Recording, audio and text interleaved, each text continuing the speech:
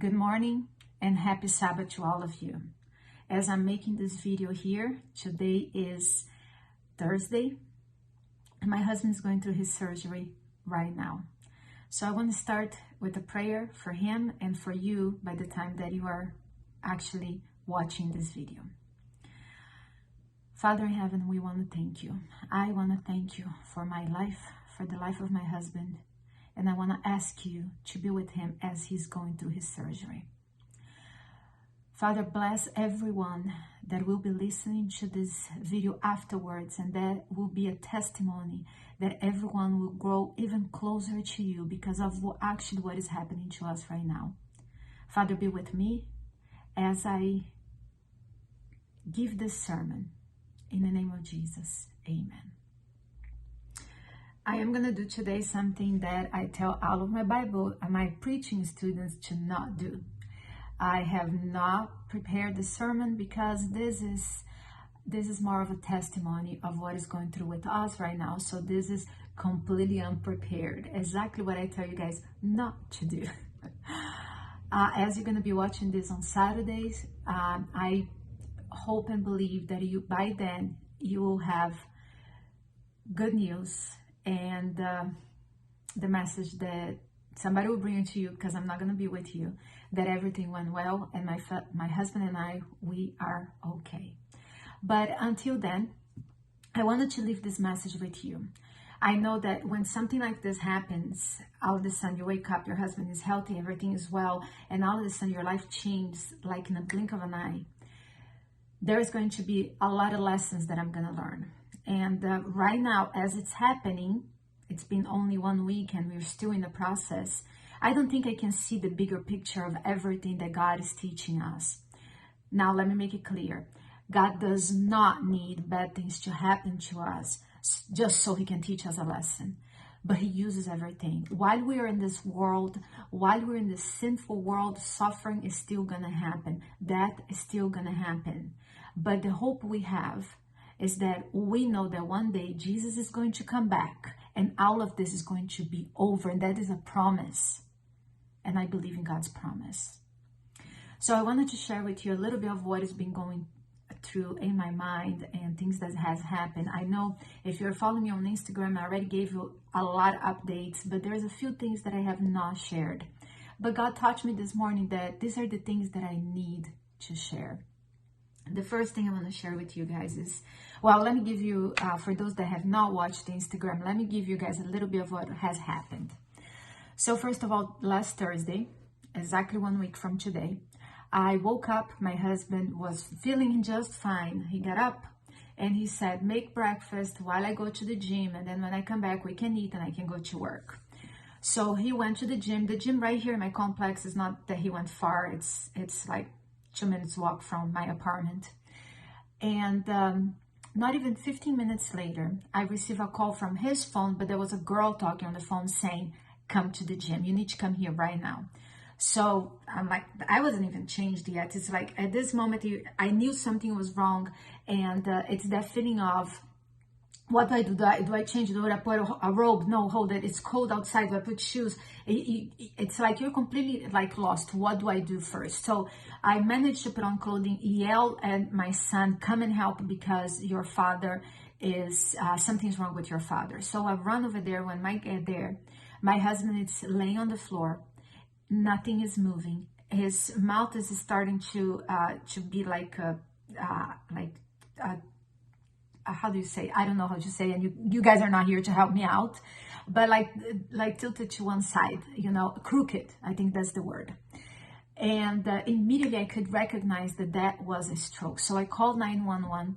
They were very fast. The firemen got here first, and then the EMTs got here. And very quickly, they took him to the hospital, and I followed right after them. Now, a few things that I have not shared before. One, the night before, I had a big argument with my husband where I was being completely unfair to the things that I told him, and for something very pathetic.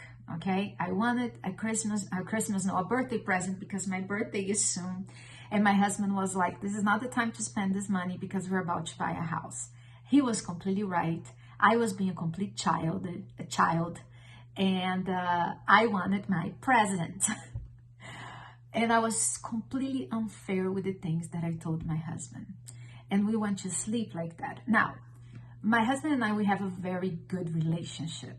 A lot of people might think that I am too bossy. I tell him what to do,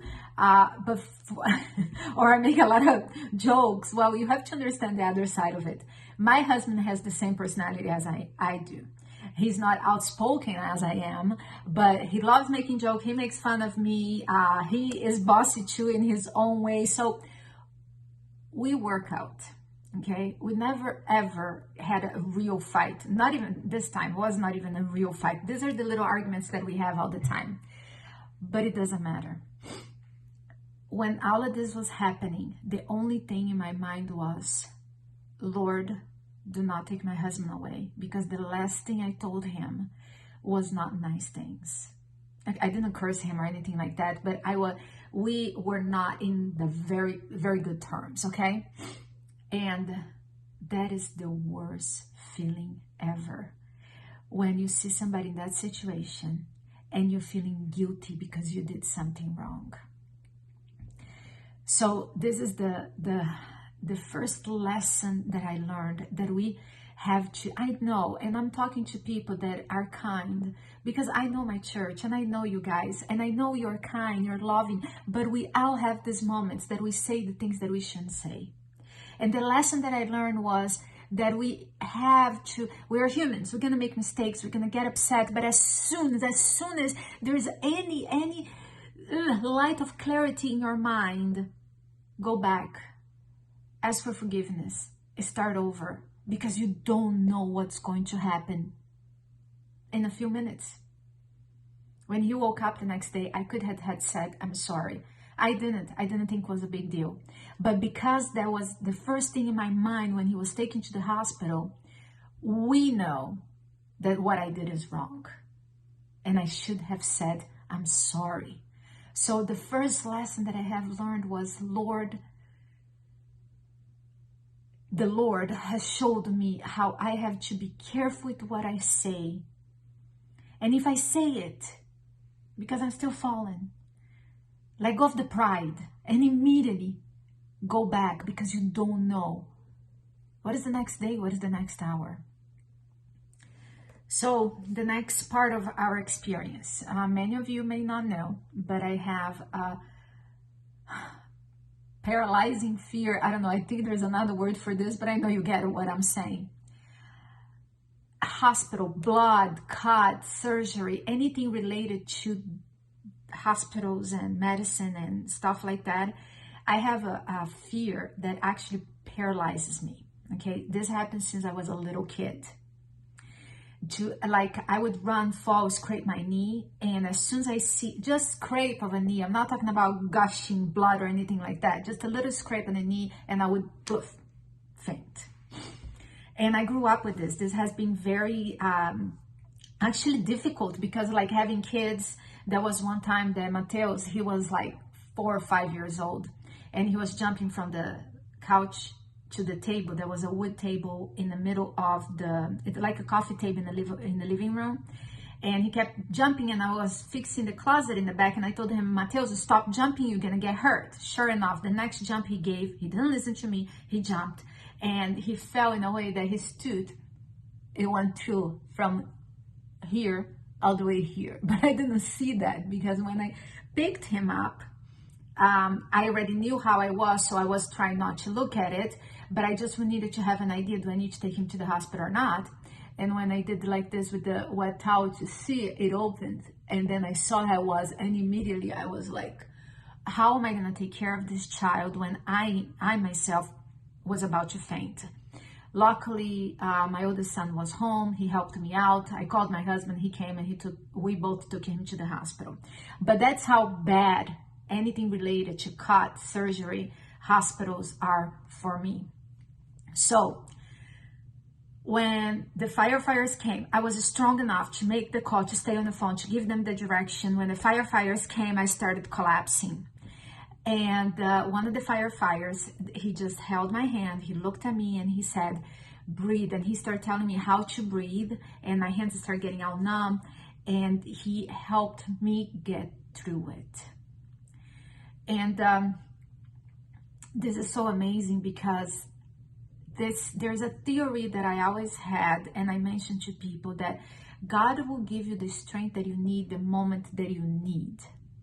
You know, sometimes we suffer. What if somebody has a stroke? What if somebody has a heart attack?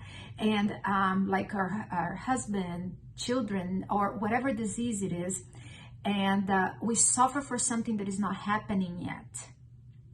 And God gives us the strength that we need the moment that we need. So suffering ahead of time, it just gives us stress, anxiety. And right there in that moment, I saw how much God was with me. I did not faint. Taken. I haven't fainted for a while, okay? Well, a lot of things hasn't happened for a while. I think I got better after my third pregnancy. When I would give blood, I would faint a lot too. And after my third pregnancy, I think I have given blood so much that I stopped fainting. But God gave me the strength that I need the moment that I need it. I have been in the hospital for 7 days, and so far I have been doing really well. Obviously, this message so far has been all of the lessons that I have learned, everything that has happened to me. But I'm doing this in purpose because Sebastian's testimony, I wanted him to give it to you. I meant to say this from the very beginning, but I forgot. Today is my testimony, going through with him what he's going through. So I'm talking about me because his testimony, it's his to give, and he will recover, and he will give you his testimonies with his own words. So that's why today I'm focusing on me. The message today is for the person who needs to have the strength to be by the side of somebody that is going through something. So God gave me the strength that I needed to be with my husband. While he's in the ICU, I can stay with him, overnight, but the other days I slept with him and I've been with him the whole time. And this time that we're spending together has been so precious. We're bounty. I brought him his little box where he can get the Brazilian soccer games.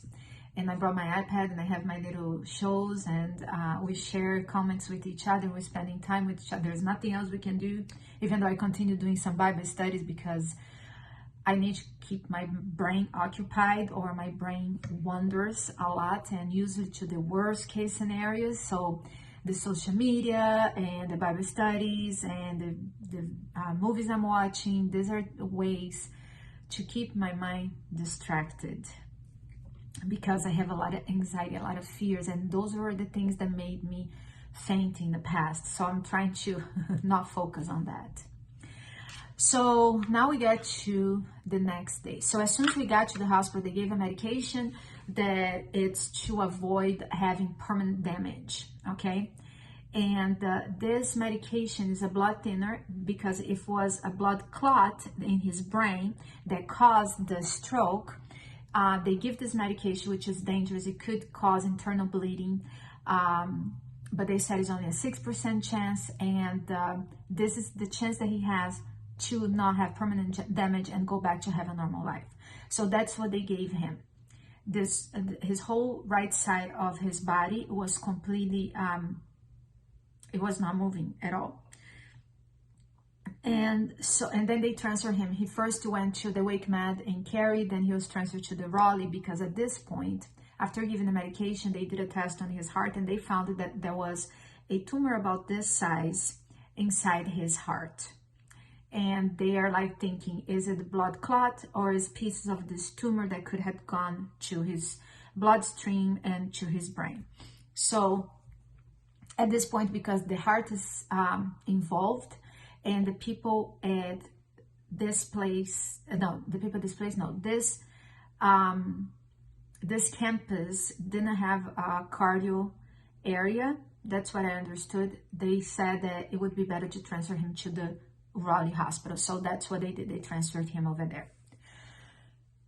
So we get to the Raleigh campus, and now he's in the ICU, neuro ICU. And the ICU doctor, not the neuro doctor, sorry, or the cardio, this was the ICU doctor, came to me, pulled me outside. Actually, I pulled him because he said something that for me didn't go too well. And I took him out.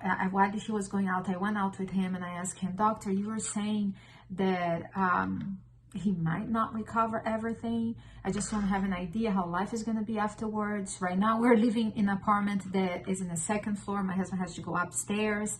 And then we're buying a house, and the house that we're buying has a bedroom downstairs. It's going to be okay. But my concern now is, when is he living here? Is he going to be able to go out upstairs?" And then the doctor stopped me and he said, "I think you need to make plans in case he never goes back to normal, in case he cannot go upstairs, in case he cannot drive or go back to work, and even if you're going to be able to buy the house that you're buying." My world the world just came out from under me.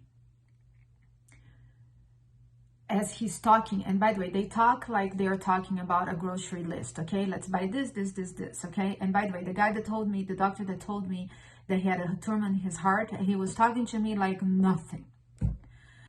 So basically, my world just collapsed. I could not imagine my husband not being able to go back to have a normal life and provide for us as he have always done. Not because I need him to provide for us, but that's his identity. That's where his being able to work and take care of us, that's who he is. So I started, all of these thoughts started coming to my mind, and I started completely melting. And thankfully, this was exactly the time that he was going to do another test. I'm not sure which one was at this point, if it was an MRI or another CAT scan, but they took him away and he was out for about 3 or 4 hours. So I went out to an waiting area, and there I was just crying. I couldn't do anything else. Crying, talking to some people and crying. So I cried until I couldn't cry anymore. And in the middle of all of this, I spoke to the same lady. I don't know if you guys remember, but when I was giving our testimony of how we came to Christ, the same lady that originally years ago trying to reach out her son to bring him back to church, she ended up becoming friends with all of her son's friends. And she sent me a message at this point. And in this message, she told me what happened while she was going through something very similar with her son. Her son, years later, after the story of her getting to know us and coming to church and all of that, her son got cancer, was a huge tumor right in his chest, where the doctor said the possibilities of surviving were very slim, and for him to be able to sing was pretty much impossible because of the location and the vocal cords, and because, well, what he does is sing. Her whole family sings, and his thing is singing for God. So she tells me that during the time, there is a special passage that got her through. When the doctors would tell her that he would not survive, the chance of surviving was small, the chance of him singing was basically impossible. And today, he's cancer-free, has been more than 5 years, and he is singing, and he's praising God. He's actually the music director for the church where he's at. So, and the passage was David.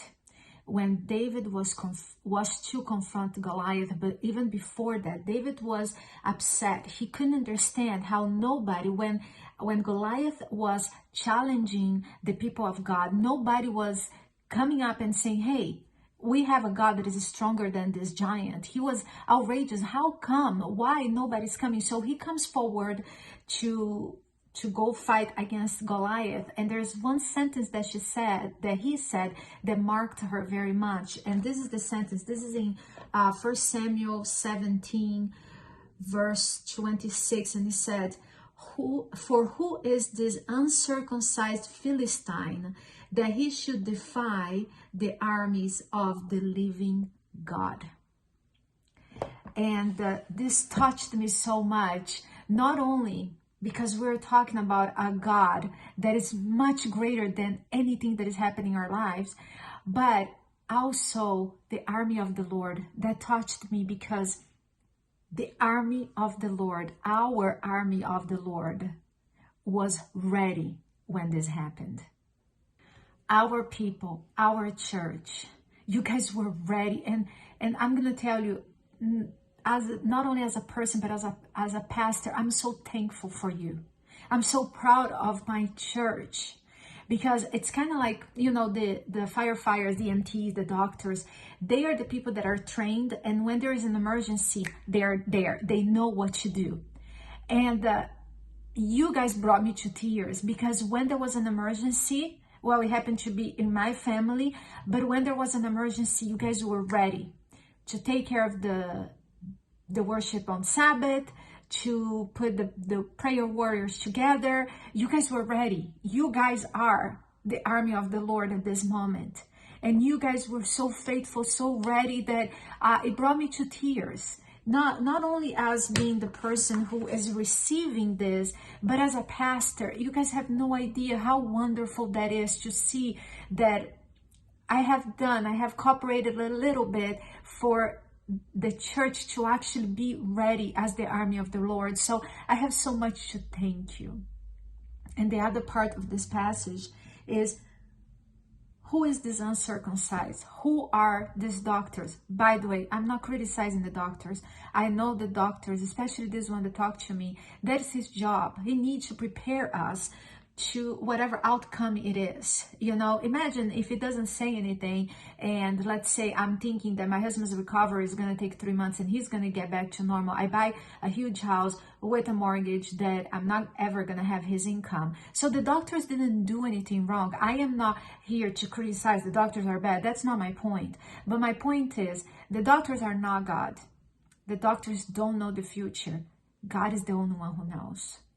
And what a lesson for me. You guys all know that I don't come from faith. I come from atheism. I come from unbelief, and I struggle with faith. But hearing the message from my friend and reminding me that God is much greater than anything else, that God can go through with me through the worst or through the better. Wow, that was so wonderful for me to be able to hear all of this. The next day, so at this point, the doctors are not very hopeful because nothing is moving. But that same night, not even the next day, that same night, my husband is able to very slowly squeeze my hand with the right hand that wasn't moving before. There was so much hope, but still the doctor said that doesn't mean much, because, you know, he needs to be able to fully, especially because his right side is the foot that he drives with and all of that kind of thing. But the next day he starts moving.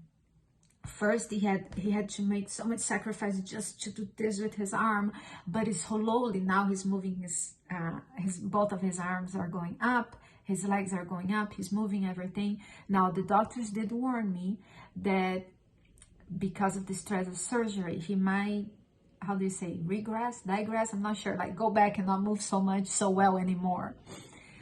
But the fact that he is moving, it tells us that the connection between the brain and the rest of the body has not been lost. And the rest is just within time to give him more strength. So that is okay.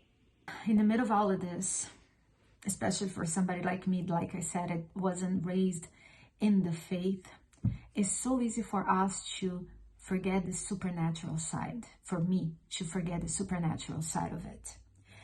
And it wasn't until I was talking to Daryl that he reminded me that this could easily be an attack from the devil to try to distract us, to try to take away the work that we have been doing so far with the vine.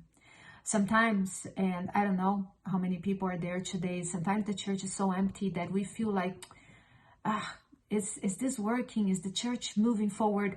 You guys have no idea how much this church is working. We always have to remember that this church was planted during a pandemic. There are a lot of churches that had about 50 members that have not yet come back from the pandemic. They have not opened, and some of them will never open. We started during the pandemic. And even though it looks like the work we're doing is not that big, because sometimes we don't have a lot of people at church. We have anywhere between 30 and 80 people, okay? It depends on the day. But the work that is being done in this church is amazing. The lives that have been touched, I'm going to tell you, I have, as of right now, there's a few people, there are some things that needs to happen before. But from the studies that I'm doing, we have 7 people that are ready to be baptized. Some of them are doing this because I invited them to do a Bible study. But a lot of them are in the church because somehow they were brought by you guys, by the internet, by whatever it is that is happening, that it's happening in the church. People come through our door and they say that they believe in our mission. How do they know our mission? It's because somebody in our church, somebody's telling them. What we're doing is making a difference, is making an impact that we cannot even understand the impact that is being done. Now, this is the hard part about being a pastor, okay? This is something that God touched my heart this morning that I needed to tell you. And it reminded me of the passage in Revelation, you know, where God has a message to all of the 7 churches, and most of them have something good, but something that they need to do better, or something they're not doing well. Well, my church, this is the message that God put in my heart. It's about time that we start walking the talk. We are a church that God put a group of people together. It's an amazing group of people. I'm not just saying this. And I'm not even going to call names, because I'm going to tell you, every single person that God put in this church is a very special person. The hearts of the people in this church is amazing, but we have one problem. We say we want to be a church that is going to be beyond the walls of the building. We are talking, but we're not walking. We are saying we want to do this, but we are not. Church is not just meeting Saturday morning. Saturday morning is the celebration of what we did during the week. The Sabbath morning is especially, we come together, we celebrate, and I love to see people. But during the week, we need to be doing what God told us to do. We need to be doing God's mission. We need to be going out there and intentionally making friends. When I say intentionally, some people have more of a cynical side of it and said, oh, so we're going to be fake? Just pretending to want to care for them because I want them to be part of my church? That is not it. Do you truly believe that Jesus is the only way for salvation? Do you truly believe that Jesus is the only way to end suffering? So why are you holding back? Why are you afraid of telling people? Are you embarrassed of telling people? Is it because maybe they will think that you're like one of the other churches, those people that knock on the door, and what they're going to think of me? So what? Oh, they're going to think I'm fanatic. So what? Oh, they're going to think that I'm some of these crazy people with a sign in the street saying, Jesus is coming back. Well, I'm not asking you to do that. But we have to start doing something. There's COVID, I know, and it makes things a little harder. But there's still so much we can do. If we come together, if we stop with this idea that, oh, the pastor would do it because I don't have time, I work. Well, Let's think of this situation. Everybody's busy, extremely busy, and I understand. And those that work close to me know that I do everything in my power to take the burden from you and put on me. But alone, I cannot do it. Imagine how many more people we can reach if we outdid something, even if it's a little bit. And just to give you an example, an idea, imagine that you're planning for your dream vacation. It's a vacation that you've been dreaming for so long and you're planning. So this is what you're going to do. You're going to take a week off of work so you can plan for your week vacation, right? No, nobody has the time to do that. Nobody can do that. They don't take a vacation to plan a vacation. What do? In the middle of going to work, taking care of the kids, doing the laundry, cooking, and doing all of that, they find time to plan for that vacation. Why? Because it's in the front of their mind. Because it's right there. They're thinking about it all the time because that's their dream. That's what they really wanted to do. And that's the same thing that we need to do in God's work. Do we truly understand that the only purpose for us to exist, the reason, the meaning for our life is to do God's work? We are the sons and daughters of the Almighty, and He gave us a job. Our job is not the one that pays our bills, even though it is God that pays our bills, first of all. He's the one who gives us health. He's the one who gives us the mental capacity, the wisdom, everything. It comes from Him to begin with. But when we go and we have our jobs like Paul, that he built tents, that's just to pay the bills. Our real work, it's God's work. And if we understood that, we would find time for it. We don't find time for it because that's not our priority. Because if it was just like our dream vacation, we would find time. If there's anything that I learned from this experience with my husband, the most important lesson that I learned is that time is precious. We almost are running out of time. That's true. I know that this sounds like, oh, fear factor there. She's trying to make us afraid. Hey, this is very real for me today. For this week, for right now, for my life, this is real. I almost ran out of time with my husband. And when that happened, the only thing that came to my mind was the last thing I told him. And I don't want this to happen to you. At a risk of you guys looking at me and thinking that I'm a little fanatic and going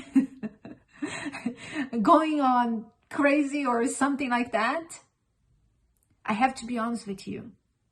If something happened to you, like it happened to me, that from one day to the next, I was diagnosed with rheumatoid arthritis and I was in a wheelchair. And how many times sitting in that wheelchair, I thought about it. I could have done more when I have health and when I could do it. The reason why I never stop, and people are like, Chris, you have to take a break. The reason why I don't take a break, it's because God showed it to me. So clear how little time we have and so precious every minute we have. What I enjoy doing is showing people to God. I understand that you're not a paid employee of the conference that have the privilege to be able to do what I'm doing. And I'm not asking you to do that. But I know there's more that we all can do, and we have to stop giving excuses. I understand that some of us were hurt by the church, the message of the church, the people of the church, or whatever it is, but that's then. Now we have a loving church that loves you, that supports you, that is with you. You have a pastor with all of the brokenness that your pastor has. You know you can count on me. I can be as busy as I am. If you call me, I will be there to support you. One of the things that God touched my heart that I have to stop saying that I'm really busy. You know why? Because you stop calling me thinking that I don't have time for you. And I'm making a commitment here that I'm going to stop saying that. Because even though in the past I already did this, anytime you called me, I made time for you. You didn't know that because I say it so proudly. Oh, I'm very busy. Because that's my identity. I'm a doer. I like to do things. But I wanted to let you know that I'm never busy for you. If you need me, I'm here. And we need each other. I need you to help me to do the mission. Our job is doing our Father's business. And that's my appeal to you today. Going through the experience that you are going with me, with my husband, more and more I see the need that we have to pay attention to what is really priority. When you're in the hospital, you realize that a lot of those things that you thought, oh, I can't live without, oh, you live without. Even shower. But we think, no, we can't live without. Hey, when you're in the bed and you can't get up, sometimes you have to live without it. What can you live without it to have more time for God? Not putting your family aside. Those are real priorities. But I know with your work, with your kids, with your life, you still have time to do something. My challenge to you is to take this experience, my experience, and think, what can I do? Bring me a project. Start your own ministry. Think of something that you can do to reach people for God. We have a wonderful church that are going to receive people. Can you imagine that? Not a lot of people can say that.